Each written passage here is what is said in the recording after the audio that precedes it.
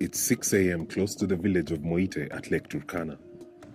Achino Lobok and her friend Elizabeth Atapar are on their daily trek to collect water for their families. They must walk more than 2 kilometers to reach the hand-dug shallow wells of the Moite River that are the only source of drinking water. They have to scoop the water carefully to avoid collecting sand.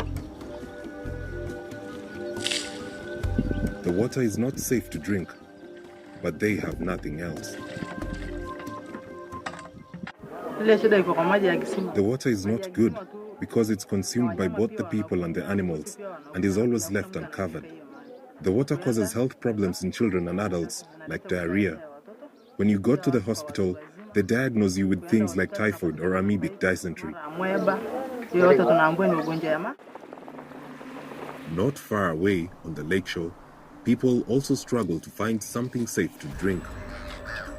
Turkana may be the world's largest permanent desert lake, but its water is salty. And it's growing. In the last 10 years, it's eaten up some 800 square kilometers of land and villages, along with infrastructure built by international donors.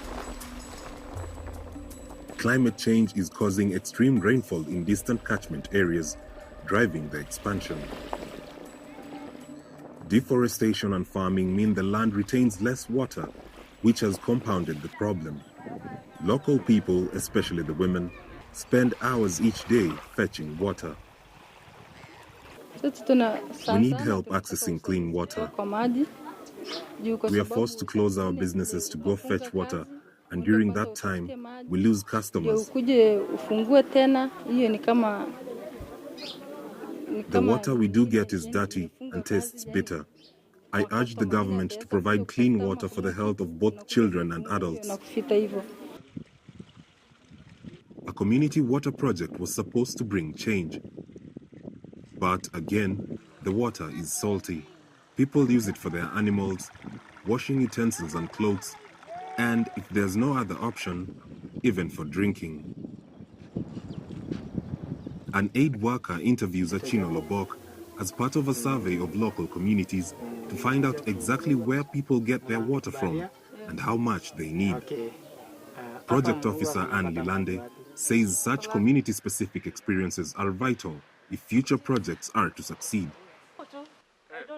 So right now what we are doing, we are going to do a feasibility study to identify potential areas where we can intervene in terms of coming up with either boreholes or is it feasible to treat the lake water. Another project on another part of the lake in the town Loyangalani supplies water to over 3,700 households, schools and businesses. But even here, poor infrastructure management has led to leaks in the pipes, and the lake's rising water levels are causing more problems here too. One of the paradoxes we're talking about the lake, which is coming up. And so we've seen quite a lot of infrastructure that has already been submerged because of the rising water lakes. And so this is now becoming a challenge because just within a year, you can find quite a big difference. Today you're able to access a particular site, and tomorrow that site is already submerged.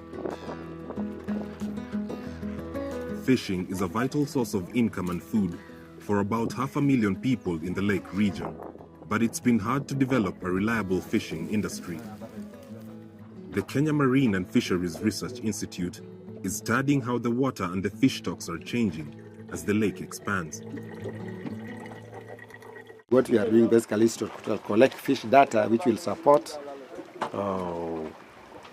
you can call it food security, collect water quality data to monitor how it changes, and then link these two. So the water quality data and the fisheries data to see whether where the water quality is good, how is the fish populations, how is the fish species, and many other things. Of course, an increase in the fish harvest would also require infrastructure to cool and transport the catch to reach markets farther away. For now, life on the shores of the unpredictable Lake Turkana remains hard. The hope is that the more precisely targeted aid interventions can make it easier for people to meet basic food and water needs for their families here.